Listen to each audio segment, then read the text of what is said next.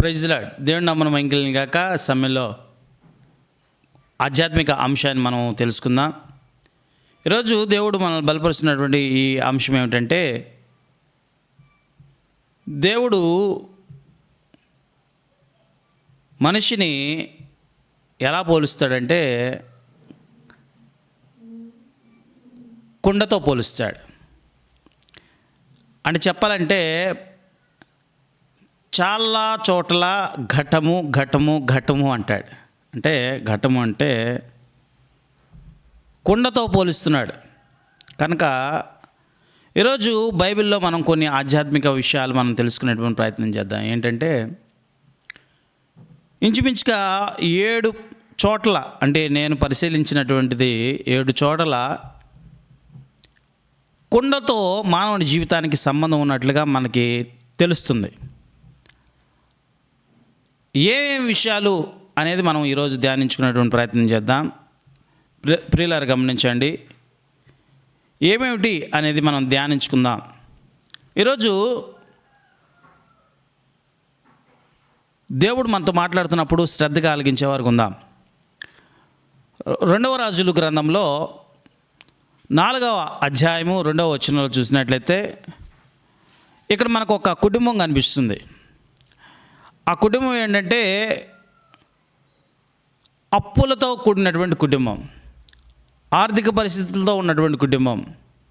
అయితే ఆ కుటుంబంలో ఉన్నటువంటి యజమాని చనిపోయాడు. యజమాని చనిపోయిన తర్వాత అక్కడ ఉన్నటువంటి యజమాని ఎప్పుడైతే చనిపోయాడో అప్పుల వాళ్ళంతా కూడా వచ్చి ఆ కుటుంబం మీద పడ్డారు. కుటుంబం మీద పడి అక్కడ ఉన్నటువంటి ఆ పిల్లల్ని ఎత్తుకెళ్ళడానికి వారు ప్రయత్నం చేశారు.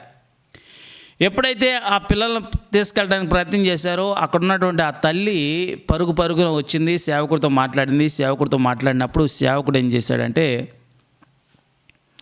అమ్మ నీ దగ్గర ఏముంది అంటే ఆమె చెప్తుంది, అయ్యా నా దగ్గర ఏం లేదు, కాస్త ఒక కుండ ఉంది, ఆ కుండలో కొంచెం నూనె ఉంది, ఇంతే నా దగ్గర ఉంది అంది. అంటే చూడండి, ఇక్కడ కుండను ప్రస్తావిస్తుంది. అంటే మానవుడి జీవితం కుండతో దేవుడు పోల్చాడు. ప్రియులారా గమనించండి, ఒక పాత్ర.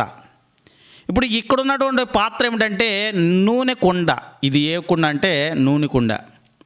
అప్పుడు ఆయన చెప్పాడు, సరే అట్లయితే మీరు ఇంటికి వెళ్ళేసి ఎక్కడైతే కుండలు ఖాళీ కుండలు దొరుకుతాయో అవన్నీ పట్టుకురండి. ఇప్పుడు గమనించండి, ఇక్కడ ఏం జరుగుతుంటే అద్భుతం జరుగుతుంది. ఏంటి ఆ అద్భుతం అంటే, ఇక్కడున్నది నూనెతో ఉన్న కుండ. నూనెతో ఉన్న కుండ అక్కడే ఉంటే ఉపయోగం లేదు. ఈ కుండలో నుంచి ఎప్పుడైతే నూనెను షేర్ చేస్తామో అప్పుడు అనేక కుండలకి నూనె నింపగలుగుతాం. ఈరోజు బాగా వినండి, ఆయన ఏం చెప్పాడంటే, అక్కడికి వెళ్ళి ఎక్కడైతే మీరు ప్రతి ఇంటికి వెళ్తారో అక్కడ ఉన్నటువంటి ఖాళీ పాత్రలు అవి తీసుకొని రండి. ఆ ఖాళీ పాత్రలు తీసుకొని రండి. ఆ ఖాళీ పాత్రలు తీసుకొని వచ్చిన తర్వాత ఆ పాత్రలన్నీ కూడా తీసుకొని చక్కగా వాటిని మీరు ఇంటికి వెళ్ళిన తర్వాత తలుపులేసి ఆ నూనె ఉన్న కుండలో నుంచి ఆ నూనెని తీసుకొని ప్రతి కుండలో పోయండి అని చెప్పాడు. అప్పుడు వాళ్ళు అలాగే ఇంటికి వెళ్ళి వాళ్ళ దగ్గర ఉన్నటువంటి ఆ పాత్రలు తీసుకొని చక్కగా ఏం చేశారంటే అన్ని పాత్రలు సేకరించి ఇంట్లోకి వెళ్ళి తలుపేసుకొని ఆ కుండలో ఉన్నటువంటి నూనె, వాళ్ళ ఇంట్లో ఉన్నటువంటి కుండలో ఉన్నటువంటి నూనెని తీసుకొని చక్కగా వారు ఏం చేశారంటే పాత్రలన్నీ నింపేశారు.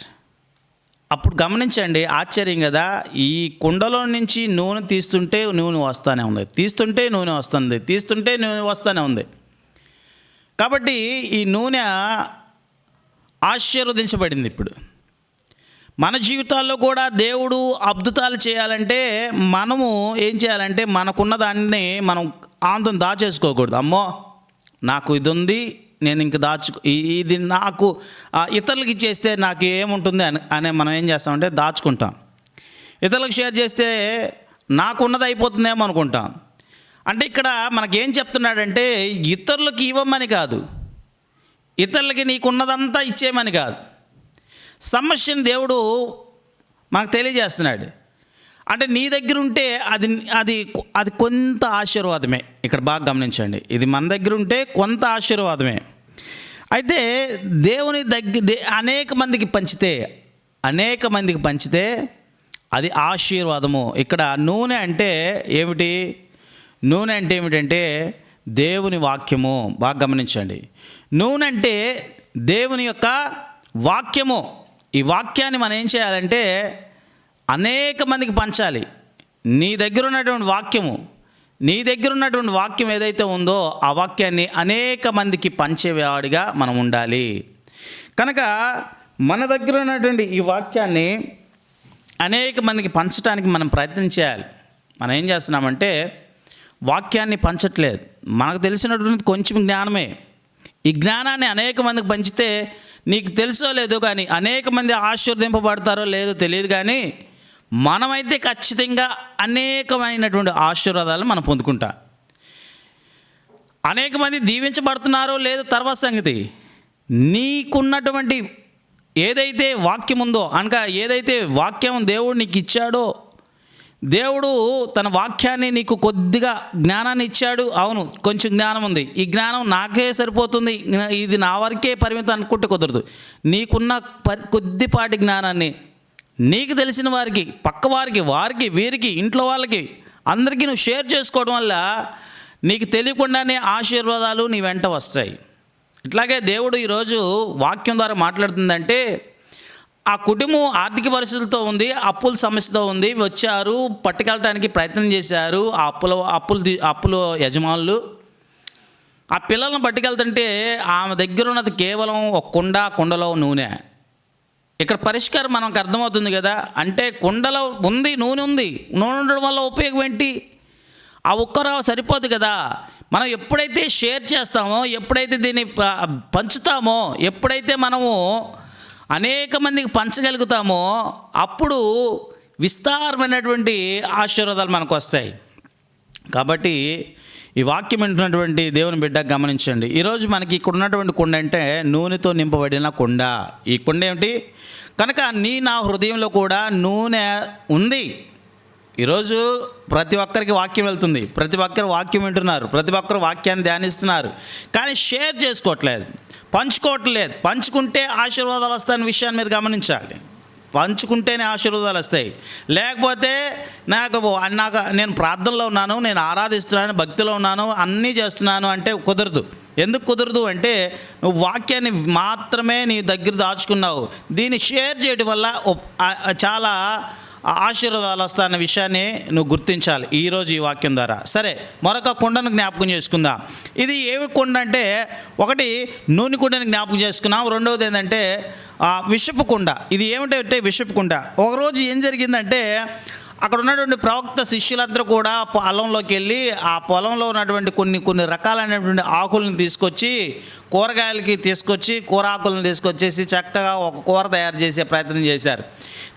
మొత్తానికి కూరను తయారు చేశారు. కూరను తయారు చేసిన తర్వాత ఆ కూరని అందరికి కూడా అంటే భోజనం చేయడానికి, వడ్డించడానికి అందరూ కూర్చున్నప్పుడు ఆ కూర తీసుకొని అందరికి వడ్డించడానికి ఆ ప్రయత్నం చేసినప్పుడు ఎవడో ఒకడు ఏం చేశాడంటే ఆ కూరని టేస్ట్ చేశాడు. ఎప్పుడైతే ఆ కూరని టేస్ట్ చేశాడో ఆ కూర భయంకరమైనటువంటి చేదుగా మారిపోయింది. అప్పుడు ఆ కూర చేదుగా ఉందని చెప్పేసి పరిగెత్తుకుని వచ్చి, బోధకుడా, దైవ సేవకుడా, ఇదిగో కుండలో విషం ఉంది అని చెప్పేసి కేక వేశాడు. అంటే కుండలో విషం అంటే ఇక్కడ చేదుగా మార్చబడినటువంటి కుండ. అంటే ఈ కూర అంతా కూడా మొత్తానికి ఏం జరిగిందంటే ఏదో ఎక్కడో కానీ పొరపాటు జరిగింది. ఆ పొరపాటు మంచి ఆకే అనుకోని చెప్పేసి చేదాకుని తీసుకొచ్చేసాడు. మొత్తం కొంచెం చేదున్నా సరే, ఇప్పుడు ఒక ఎగ్జాంపుల్ దోసకాయ కూర మనం తయారు చేసినప్పుడు ఆ దోసకాయ కూరలో సంథింగ్ ఏదో ఒక కాయ ప్రాబ్లం వచ్చినా కూడా కంప్లీట్గా ఈ 4 కాయలు వండితే ఆ 4 కాయలు కూడా కంప్లీట్గా చేదొచ్చేసింది. అంటే ఒక్క కాయ వల్ల మిగతా కాయలన్నీ కూడా. అలాగే ఇక్కడ కూడా ఏం జరిగిందంటే ఒక్క కాయ వల్ల, అంటే ఒక్క ఆకుకూర వల్ల మొత్తం కూర చెడిపోయింది. సరే, ఏం జరిగింది అనేది మనం అర్థం చేసుకుంటే, పరిగెత్తుకుంటూ వచ్చి బోధకుడా, ఇక్కడ ఏం జరిగింది? విషంగా మార్చబడింది కుండలో విషం ఉంది. మరి ఏం చేద్దామంటే ఆయన అన్నాడు, మళ్ళా కొంచెం పిండి తీసుకురండి, ఆ పిండి తీసుకురండి అని చెప్తే కొంతమంది పోయి పిండిని తీసుకొచ్చారు. ఎప్పుడైతే ఆ పిండిని తీసుకొస్తే ఆ పిండిని దైవసేవకుడికి ఇస్తే ఆ దైవసేవకుడు ఏం చేశాడు, తీసుకెళ్ళి ఆ కుండలో ఆ పిండిని కలిపేశాడు. ఎప్పుడైతే ఆ పిండిని కలిపాడో ఆ కుండలో ఉన్నటువంటి విషము, అంటే ఆ చేదు విషం అంతా కూడా విరిగిపోయి ఇప్పుడు వడ్డించండి అంటే అందరూ చక్కగా దాన్ని తృప్తిగా భోంచేశారు. ఇందాక ఎందుకు భోంచేయలేదు? విషం ఉంది. ఇప్పుడు ఎందుకు భోంచేశారు? విషం లేదు, చేదు లేదు. ఇప్పుడు జరగండి, ఇప్పుడు ఆలోచించాడు ఏం జరిగింది అంటే పిండి కలిపారు. ఏమిట్రా ఈ పిండి అంటే, ఏం పిండిది? క్రీస్తు అనబడేటువంటి పిండి. ఏం పిండిది? క్రీస్తు అనబడే పిండి. ఇది నలగ కొట్టబడిన పిండి, ఇది కొట్టబడిన పిండి, ఇది దున్నబడిన పిండి, ఇది రొట్టెగా మార్చబడేటువంటి పిండి. కనుక ఇది నా శరీరము, నా శరీరము, నా శరీరము. మనల్ని ఏమిచ్చాడు చెప్పండి? ఆయన శరీరంగా మనకేమిచ్చాడు? రొట్టె ఇచ్చాడు. మన సాదృశ్యంగా ఏమిటి? ఈ రొట్టెని తింటాం. ఎందుకు? ఆయన శరీరానికి. ఎవరు? పిండి. ఏ పిండిది? రొట్టె చేసుకొని పిండి. కనుక ఇప్పుడు ఈ పిండిని ఎప్పుడైతే మిక్స్ చేశారో, పిండి అనగా క్రీస్తు. ఎప్పుడైతే మన జీవితాల్లో క్రీస్తు ఉంటాడో, ఎప్పుడైతే మన జీవితాల్లో క్రీస్తు ఉంటాడో ఆ జీవితాల్లో ఇక చేదు అనుభవాలు ఏమీ ఉండవు. సంతోషం, సమాధానం, ఐక్యత, అబ్బో చాలా ఉంటుంది. కనుక ఆ శ్రమ, ఆ మరణము ఎంత మాత్రం కూడా ఉండదు. ఎందుకంటే క్రీస్తు మనతో ఉన్నాడు. మన కుటుంబంలో ఉండాలి, మనలో ఉండాలి. మనం ఇప్పుడు విషపు కుండలుగా మార్చబడ్డవారు. క్రీస్తు మనలోకి వస్తే మనం ఎలా అవుతాం? జీవపు కుండలుగా మార్చబడతాం, మంచి కుండలుగా మార్చబడతాం. కనుక క్రీస్తు మనలో ఉండాలి. మనం ఏ కుండమే? విషపు కుండమే. అందుకే భక్తుడు చెప్తాడు, ఎక్కడా కూడా నిలువెల్లా ఘోర సర్పాన్నయ్య అంటాడు పాట పాడుతూ. నాలో ఒక్క కొంచెం కూడా ఏం లేదు, అరికాల మొదలుకొని నడినెత్తి వరకు భయంకరమైన విషయంతో నింపబడ్డాను అంటాడు. కనుక మనందరం ఎవరు? ఇదిగో ఈ ఘట్టం ఏదైతే ఉందో, ఈ కుండ ఏదైతే ఉందో, ఈ దేహం ఏదైతే ఉందో, ఈ దేహము, ఈ కుండ విషపు కుండ. ఈ కుండ విషపు కుండ. కనుక ఇప్పుడు ఎవరు రావాలి? ఎవరు రావాలి? యేసయ్య. మనలో యేసయ్యని నింపుకోవాలి. సరే, ఇక మూడవది నీళ్ళ కుండ. ఏమిటిది? నీళ్ళ కుండ. రెండు కుండలు చెప్పుకున్నాం. ఏమిటి? నూనె కుండ, తర్వాత విషపు కుండ, ఇక మూడోది నీళ్ళ కుండ. మార్కు సువార్త 14వ అధ్యాయము 11వ వచనంలో ఈ మాట మనం శ్రద్ధగా ఆలకించాలి. చూడండి, అది ఏం జరిగింది? మనము మనము ముందుకెళ్ళిపోతాం త్వరగా. నేను మీకు ఎగ్జాంపుల్ చెప్తాను, రిఫరెన్స్ చెప్తాను. మార్కు సువార్త 14వ, నోట్ చేసుకోండి. మార్కు సువార్త 14వ అధ్యాయం 13వ వచనంలో అక్కడ ఏం జరిగిందంటే పస్కా పండుగ, అంటే క్రీస్తు మరణానికి ముందుగా పస్కా పండుగ చేయాలి అనుకున్నాడు. అయితే ఆ పస్కా భోజనం చేయాలనుకున్నాడు. అయితే ప్రభురాత్రి భోజనం లాగా అక్కడ భోజనం చేయాలనుకున్నప్పుడు ఆయన ఎక్కడ చేయాలి, ఏంటి సందర్భం అంటే, ఇదిగో ఒక వ్యక్తి నీళ్ళకుండ మోసుకొని పోతూ ఉంటాడయ్యా. ఆ నీళ్ళకుండ మోసుకొని పోతున్నప్పుడు ఆ వ్యక్తి ఎవరైతే నీళ్ళకుండ మోసుకొని పోతాడో అతను చూడండి. అప్పుడు అతను నేరుగా ఎక్కడికి వెళ్తారో చూడండి. ఆ నేరుగా వెళ్ళినటువంటి ఆ ఇల్లే మనం భోజనం చేసేటువంటి ఇల్లు. అర్థమవుతుందా మీకు? అప్పుడు అక్కడ ఉన్నటువంటి వారు అంతా కూడా శిష్యులు ఏం చేశారంటే, ఎక్కడ భోజనం చేపిస్తాడు ఈరోజు, ఎక్కడ ప్రభువు విందు చేపిస్తాడు, ఎక్కడ ఈ లాస్ట్ సప్పర్ ఏదైతే ఉందో అది చూస్తున్నారు. అయితే ఒక అతను నీళ్ళకుండ మోసుకొని పోతా ఉన్నాడు. అప్పుడు యేసయ్య చెప్పాడు కదా, నీళ్ళకుండ మోసుకొని పోయేటువంటి ఆ వ్యక్తిని చూసి ఓకే యేసయ్య చెప్పాడు కదా, ఈ వ్యక్తే కదా అని చెప్పేసి అనుకొని ఆ వ్యక్తిని వెంబడించడం ప్రారంభించాడు. నేరుగా ఒక ఇంట్లోకి వెళ్తే వెళ్ళాడు. ఆ ఇంటికి ఆయనకి వెళ్తే అవును, యేసు ప్రభు ఈరోజు ఈ ఇంటిని ఎన్నుకున్నాడు. కనుక ఇప్పుడు ఈరోజు గమనించండి, దేవుడు కూడా నిన్ను ఎన్నుకుంటాడు. ఆ విషయం తెలుసా? ఎప్పుడంటే నువ్వు ఖాళీ కుండగా ఉంటే కుదరదు. ఖాళీ కుండగా ఉంటే కుదరదు. నువ్వు ఎవర్రా అంటే నీళ్ళతో నింపబడిన కుండగా ఉండాలి. నీళ్ళతో నింపబడిన కుండగా ఉండాలి. ఏదో ఒకటి మొత్తానికి నింపబడాలి. ఇప్పుడు నువ్వు నీళ్ళతో నింపబడకుండా ఖాళీగా ఉంటే ఉపయోగంలా. ఖాళీ కుండ దగ్గరికి ఎవరు రారు కదా. నీళ్ళతో ఉంటే నీళ్ళ కుండ దగ్గరికి వస్తారు. అలాగే ఇప్పుడు యేసయ్య చెప్పినట్టుగా ఆ నీళ్ళ కుండ దగ్గరికి ఎవరు వెళ్ళారంటే శిష్యులు వెళ్ళారు. ఏ నీళ్ళ కుండ కాడికి? అదిగా మోసుకొని పోతున్నాడే నీళ్ళ కుండ. అదిగో ఆయన దగ్గరికి వెళ్ళి నేరుగా అక్కడికి ఉన్నటువంటి ఆ వ్యక్తి దగ్గరికి వెళ్ళి ఆ విషయాన్ని, యేసుక్రీస్తు చెప్పినటువంటి విషయాన్ని కూడా అతనికి షేర్ చేసి, ఈరోజు యేసుక్రీస్తు ఇక్కడ భోజనం చేయాలనుకుంటున్నాడు, మేమంతా కూడా ఇక్కడ ప్రభు రాత్రి భోజనం చేయాలనుకుంటున్నాం కాబట్టి ఇప్పుడు అని చెప్పేసి అతనితో చెప్పినప్పుడు ఆయన ఒప్పుకున్నట్లుగా చూస్తాం. అక్కడ ఆ రోజు ఏం జరిగింది, భోజనం చేశారు. కాబట్టి నా జీవితాల్లో కూడా మనము నీళ్ళతో నింపబడాలి. కనుక ఈ నీళ్ళు ఏమిటి? ఈ నీళ్ళు జీవపు నీళ్ళు ఇవి. ఏ నీళ్ళు ఇవి? జీవపు నీళ్ళు ఇవి. కనుక మనం వాక్యాన్ని నింపుకున్నప్పుడు ఇది మామూలు నీళ్ళు కాదు, జీవపు వాటర్. అంటే నేను నిచ్చి నీళ్ళు త్రాగువాడు మరెప్పటికీ ద్రప్పిక పొందడో కదా. ఈయన ఎవరు? జీవజలము. ఇది జీవజలము. కనుక ఆ జీవజలాన్ని మనం నింపుకోవాలి. మనము జీవజలాన్ని నింపుకునేటువంటి వారికి ఉందాం. సరే, ముందుకెళ్దాం. ఇంకా అనేకమైనటువంటి అంశాలు ఉన్నాయి. ఇక 4వది ఏమిటంటే మండుచున్నటువంటి కుండలు. ఏమిట్రా ఈ మండుచున్నటువంటి కుండలు అంటే, న్యాయాధిపతులు 7వ అధ్యాయము 16వ వచనాన్ని కనుక గమనిస్తే, న్యాయాధిపతులు 7వ అధ్యాయము, తర్వాత మీరు రిఫరెన్స్ చూసుకొని చక్కగా చదువుకోవచ్చు. న్యాయాధిపతులు 7వ అధ్యాయం 16వ వచనం. ఇక్కడ ఏం జరుగుతుందంటే, ఇక్కడ కుండలు ఉన్నాయి. ఏమిట్రా ఈ కుండలు అంటే, అయితే ఇక్కడ గిద్యోను అనేటువంటి భక్తుడు ఉన్నాడు. ఈ గిద్యోను ఎవరైతే ఉన్నాడో, ఈ గిద్యోను అక్కడ ఉన్నటువంటి ప్రజలందరినీ మేలుకొల్పి తమకు విజయం రావాలి కాబట్టి ఏం చేశాడంటే, దేవుడు దర్శనాన్ని ఇచ్చాడు. ఆ దర్శనాన్ని ఇప్పుడు అందరితో షేర్ చేసుకుంటున్నాడు. దేవుడు ఏదైతే తనతో మాట్లాడుతున్నాడో, మనకు విజయం రావాలంటే మనం ఒక పని చేయాలయ్యా. ఏం పని చేయాలి అంటే, ఇదిగో మనందరం కూడా కుండలు తీసుకొద్దాం. ఏ కుండలు? ఖాళీ కుండలు. ఆ ఖాళీ కుండలు తీసుకొచ్చి మనం ఏం చేద్దామంటే డివిటీలు వెలిగిద్దాం. ఆ డివిటీలను ఏం చేయాలంటే కుండలో పెట్టాలి. ఏం చేయాలి? కుండలో పెట్టాలి. ఆ డివిటీలు కుండలో పెట్టి ఇదిగో మనం తిరుగుతూ చక్కగా బోర్లు ఊదుతూ దేవుణ్ణి ఆరాధించాలి. అలాగే దేవుణ్ణి ఆరాధించాలి, దేవుడి నామానికి విజయం కలగాలని చెప్పేసి వెలుగెత్తి అరుస్తూ మనం బోర్లు ఊదాలి. కనుక మన చేతుల్లో ఏముండాలి అంటే ఒట్టి ఖాళీ కుండలు ఉండాలి.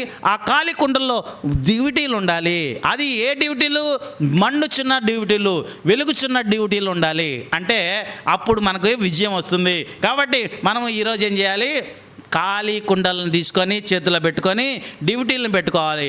అంటే ఇప్పుడు గమనించండి, విజయం వస్తుందని దేవుడు నాకు చెప్పినట్లుగా ప్రజలతో చెప్పినప్పుడు వారంతా కూడా ఆ రీతిగా చేశారు. అయితే ఈరోజు ఏం చేయాలంటే, నేడు మనం కూడా ఖాళీ కుండలు ఉన్నటువంటి ఈ ఖాళీ కుండలు ఏవైతే ఉన్నాయో దాంట్లో దీపాలు వెలిగించాలి, డ్యూటీలు వెలిగించాలి. ఏమిటి ఈ డ్యూటీలు? ఆ దేవుని యొక్క ఆత్మను మనలో నింపుకోవాలి. అదే దేవుని ఆత్మను ఆర్పకుడి అంటాడు. ఆత్మ ఎప్పుడూ వెలుగుతూనే ఉండాలి. ఆత్మ ఎప్పుడూ వెలుగుతూనే ఉండాలి. ఆత్మను ఆర్పకుడి అంటాడు. మన ఆత్మను ఎప్పుడూ ఆర్పకూడదు. దేవుని ఆత్మను మన ఆత్మతో పాటు జతకట్టి మన కుండలో, ఏది ఈ ఖాళీ కుండలో ఆయన ఆత్మను కనుక మనం పెట్టుకుంటే మనం ఎప్పుడు కూడా ఏం చేస్తాం? విజయాన్ని పొందుకుంటాం. మన జీవితంలో విజయాన్ని పొందుకుంటాం. విజయాన్ని మామూలు విజయం కాదు, ఇది అద్భుతమైనటువంటి విజయాన్ని మనం పొందుకుంటాం. కనుక ప్రియులారా గమనించండి, దేవుడు మనతో మాట్లాడుతున్నప్పుడు, ఆ దేవుడు గిద్యోనుతో మాట్లాడినప్పుడు తనతో పాటు అనేక మందిని తీసుకొచ్చి కుండలను తీసుకొచ్చి డివిటీలు వెలిగించి అక్కడ చక్కగా వారంతా కూడా విజయాన్ని పొందుకున్నట్టుగా మనం చూస్తాం. అలాగే మన శరీరం అనే కుండలో డివిటీలు అనేటువంటి ఆత్మను వెలిగించుకొని ప్రభు కొరకు మండే కుండలుగా ఈరోజు మనము తయారవ్వాలి. ప్రభు కొరకు మండే కుండలుగా తయారవ్వాలి. కనుక మనం ఇప్పుడు ఏ కుండమే? ఖాళీ కుండ కానే కాదు, మండే కుండ. ఈరోజు అనేక కుండలు మనం తెలుసుకుంటున్నాం. ఇప్పటికి 4 కుండలు తెలుసుకున్నాం. ఇప్పుడు ఏ కుండ? మండుచున్న కుండ.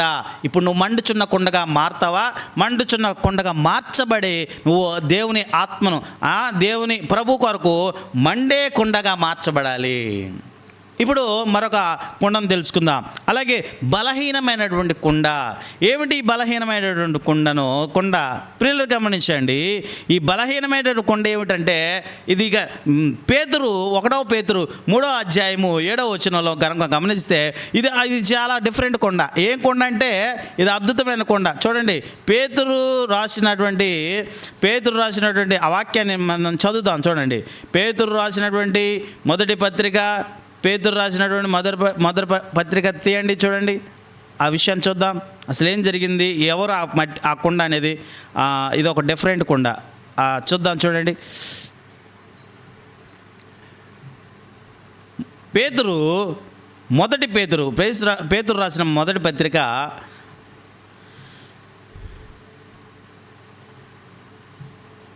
పేతురు రాసిన మొదటి పత్రిక 3వ అధ్యాయము 7వ వచనం చదవండి అన్నమాట. 3వ అధ్యాయము 7వ వచనం. అటువలనే పురుషులారా, జీవమును కృపావరములో మీ భార్యలు మీతో పాలివారయున్నారని ఎరిగి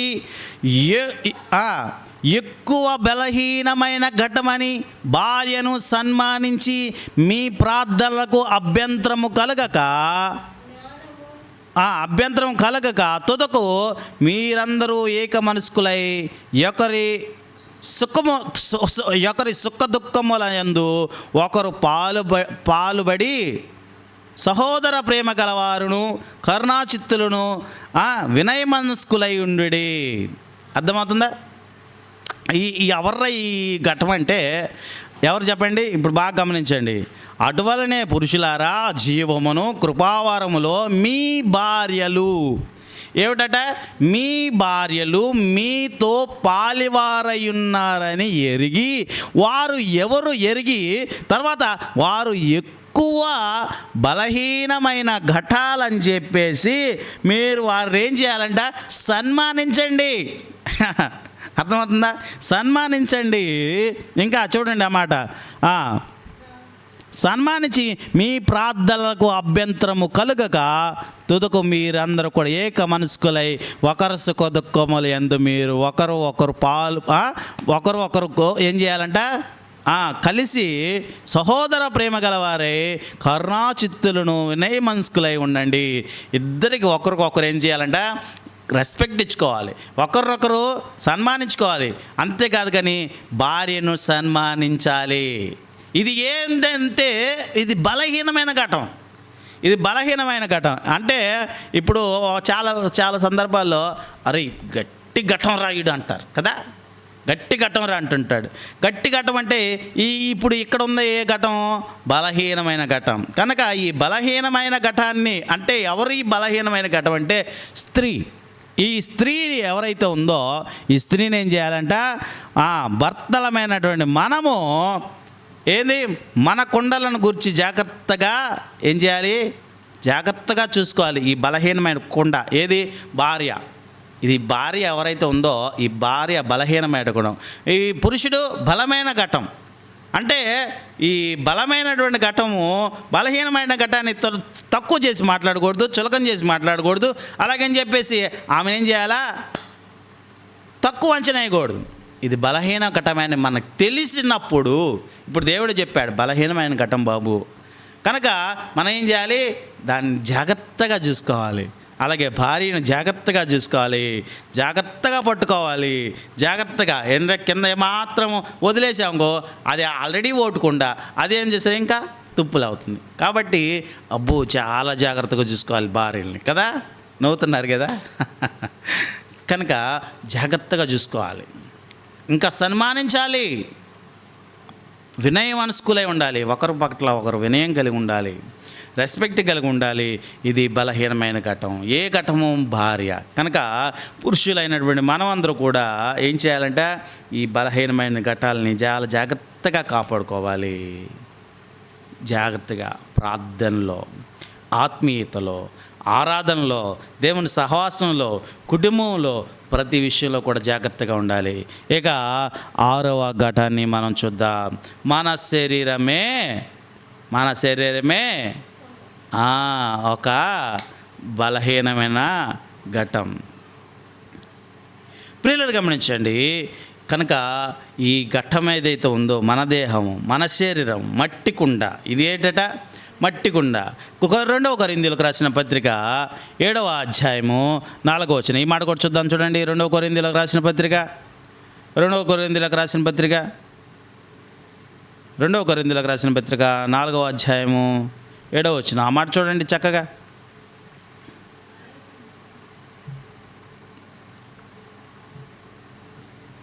2వ కొరింథీయులకు రాసిన పత్రిక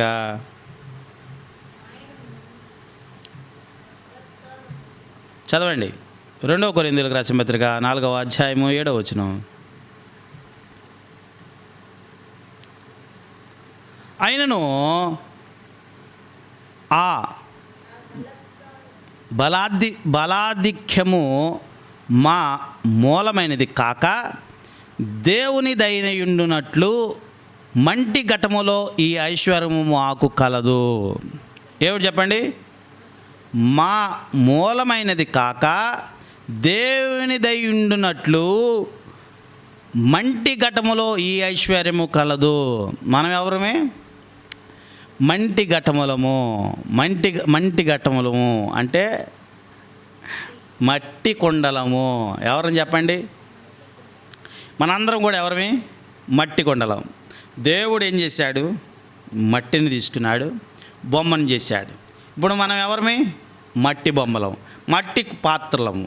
కనుక ఈ మట్టి పాత్రలం బలమైన వారిని ఎంత మాత్రం కూడా కానే కాదు. మనమందరం కూడా బలహీనులమే.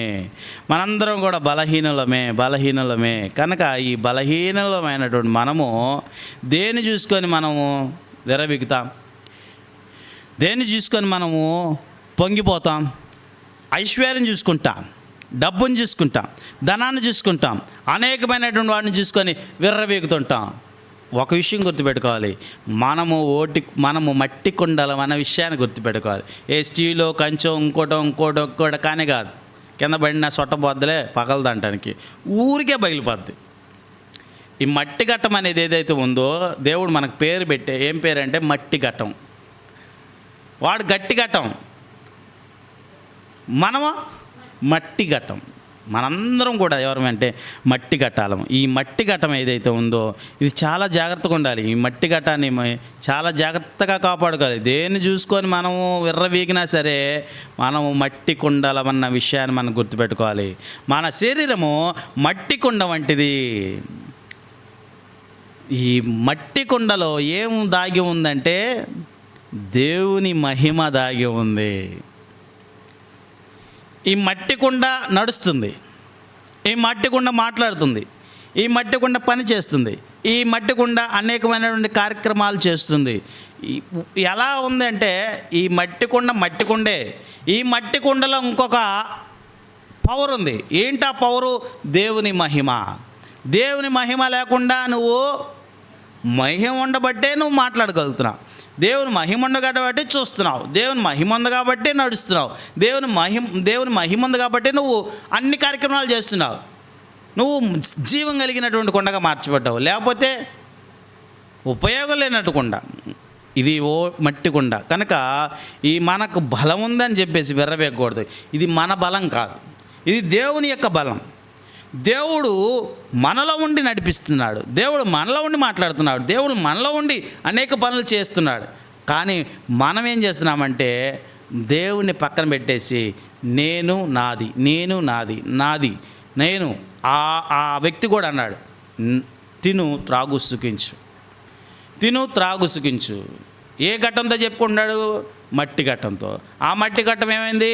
ఆ రాత్రే ఒలికిపోయింది, ఆ రాత్రే పగిలిపోయింది, ఆ రాత్రే మాయమైపోయింది. ఇప్పుడు చెప్పండి, మట్టి ఘటాలకు ఉన్న మన బలం చూసి మనం విరవేయకూడదు, మన ఆస్తిని చూసి మనం విరవేయకూడదు, మన ఐశ్వర్యం చూసి మనం విరవేయకూడదు. మనం ఏ పాటి వారమే? బలహీనమైన వారమే, మట్టి కుండలం. ఎంత జాగ్రత్తగా ఉంటే అంత జాగ్రత్తగా ఉండాలి. ఒకడు మనకు తగిలినా ప్రాబ్లమే, మనం ఒకదానికి తగిలినా ప్రాబ్లమే, ఒకళ్ళు వచ్చి మనకు తగిలినా ప్రాబ్లమే. కుండ ఉంది, ఆ కుండ ఏదైనా తగిలినా, ఈ కుండ పోయి పొరపాటున తగిలినా కుండకే సమస్య, అది వచ్చి కుండకు తగిలినా అదే సమస్య. కనుక మనం ఎంత జాగ్రత్తగా ఉండాలి? మన హద్దుల్లో మనం ఎంత ముడుక్కొని ఉంటామో, ఎంత జాగ్రత్తగా ఉంటామో అంత మంచిది మనకి.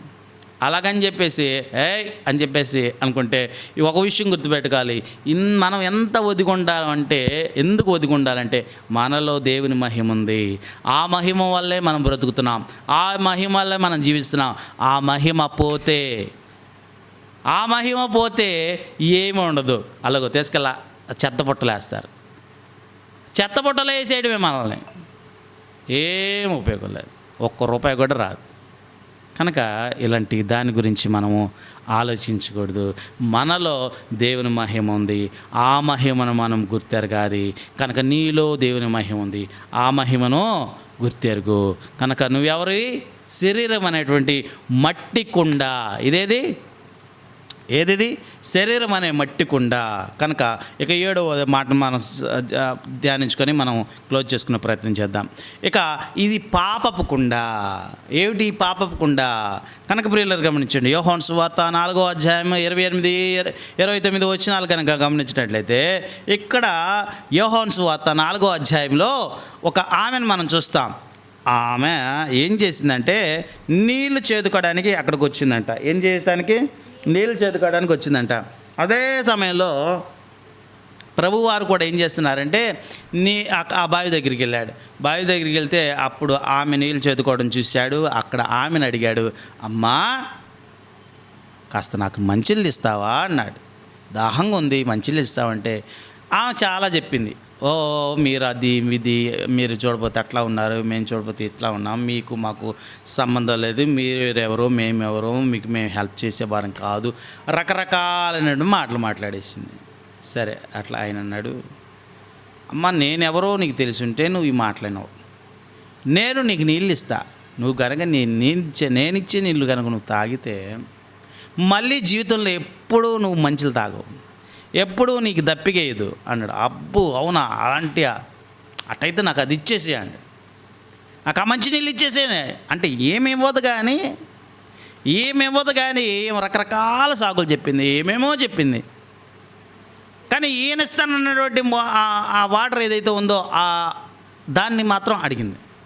అప్పుడు సరేనమ్మా, నేను నీకు మంచిలు ఇవ్వడానికి నాకేం ఇబ్బంది లేదు, నాకేం అలాంటి అభ్యంతరం అసలు లేదు, నీకు నేను మంచిలు ఇవ్వడానికి నేను సిద్ధంగా ఉన్నా. అది నువ్వు ఒక పని చేస్తావా? ఏంటో చెప్పండి, చేస్తాను. సరే నువ్వు వెళ్ళి నీ భర్తను తీసుకొని రా, అప్పుడు నీకు మంచిలు ఇస్తా. అప్పుడు ఆమె ఒక్కసారి దడేలు మంది గుండె, దడేలు మంది. అప్పుడు ఆమె అంది, నాకు భర్త లేడండి అంది. అబ్బో వేసాను. అమ్మా నువ్వు చెప్పింది నిజమే, నీకు భర్త లేడు, మరేంటి నీకు భర్త లేడు, కానీ నీకు 5 భర్తలు ఉన్నారు. నువ్వు అన్నది నిజమే, నీకు వివాహం కాలేదు, నువ్వు అది సో, కానీ నీకు 5 భర్తలు ఉన్నారు. ఇప్పుడున్నవాడు నీవాడు కానే కాదు అని ఎప్పుడైతే ఆ మాట చెప్పిందో వెంటనే ఏం చేసిందో తెలుసా? కుండ ఉంది కదా, కుండ దడేలు మన కింద పడిపోయింది.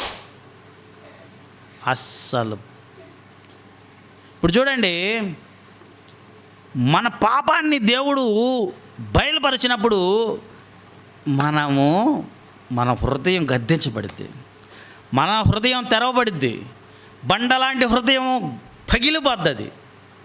ఇప్పుడు ఇక్కడ ఉన్నటువంటి ఈ ఘట్టం ఏదైతే ఉందో, కుండ ఆమె చేతుల్లో నుంచి జారిపోయింది, దడేలమని కింద పడేసింది. దడేలమని కింద పడేసి ఇక పరిగెత్తింది ఊర్లోకి పరిగెత్తేసింది. నిలబడలా, పరిగెత్తుకుండా పోయి రండి రండి రండి రండి రండి రండి రండి అమ్మా రండి, అయ్యా రండి, ఇదిగో ఫలానా చోట ఒక ఆయన ఉన్నాడు, నేనేంటో చెప్పినాడు, నా జీవితం ఏందో చెప్పాడు, ఆయన ఎవరో చెప్పాడు, ఆయన మామూలుడు కాదు, ఆయన నా హృదయ పాపములు ఎరిగినవాడు, నా జీవితాన్ని స్టడీ చేసినవాడు, నా జీవితంలో నేను ఏదైతే చేయకూడని పనులు చేస్తున్నానో అవన్నీ చెప్పినటువంటి వాడు, కాబట్టి ఆయన మామూలుడు కాదు, ఆయన దగ్గరికి వెళ్తే నీ జీవితం కూడా బాగుపడుతుంది. హల్లెలూయా. ఈరోజు అద్భుతాన్ని మనం చూస్తున్నాం. ఈమె ఎవరంటే మామూలు వ్యక్తి కాదు, పాపములో జీవిస్తున్నటువంటి వాడు, పాపపు జీవితం జీవిస్తున్నటువంటి ఆమె. ఆ స్త్రీ తన కుండను విడిచిపెట్టేసి పరిగెత్తింది, ఊర్లోకి పరిగెట్టేసింది. క్రీస్తుని కలిసినప్పుడు పాత జీవితాన్ని ఏం చేసిందంటే విడిచిపెట్టేసి సాక్షిగా మారిపోయింది. ఎంతోసేపు పట్ల ఎప్పుడైతే ఆయన చెప్పాడో వెంటనే ఏమైందంటే క్రీస్తు సాక్షిగా మార్చబడింది. పరిగెత్తింది ఇక సువార్త ప్రకటించడం. వితిన్ సెకండ్స్లో మన జీవితం మార్చుకుంటే, మన పాపాన్ని మనము ఒప్పుకొని దేవుని దగ్గరికి మనం సాగిలపడి, దేవుడు మనల్ని క్షమించి మన పాపాన్ని ఆయన కడిగేసినప్పుడు వెంటనే మనం ఏం చేయాలంటే సాక్షిగా మారిపోవాలి. సాక్షిగా మారిపోవడం కానీ సాక్షిగా మారిపోవాలి. సాక్షిగా మారిపోయినప్పుడు సువార్త ప్రకటించాలి. మనం ఏం చేస్తున్నాం? సువార్త ప్రకటించట్లా. సువార్తను ప్రకటించకపోగా మనం గమ్ము కూర్చొని ఉంటున్నాం. నేను రక్షింపబడ్డాను, నా జీవితం నాది అంతే కాదు. దేవుడు నిన్ను రక్షించింది, నీ పాపాన్ని బట్టబయలు చేసింది, నీ పాపపు దోషాన్ని తీసేసింది. ఎందుకంటే నువ్వు అనేక మంది సాక్షిగా ఉండటానికి పరిగెత్తిన ఊర్లోకి అనేక మందిని ఎక్కడ తీసుకొచ్చింది? యేసుక్రీస్తు ఉన్న ఆ బావి దగ్గర తీసుకొచ్చింది. అనేక మంది దేవుని వాక్యాన్ని విన్నారు. అట్లాగే దేవుని సన్నిధిలో నువ్వేమవ్వాలి?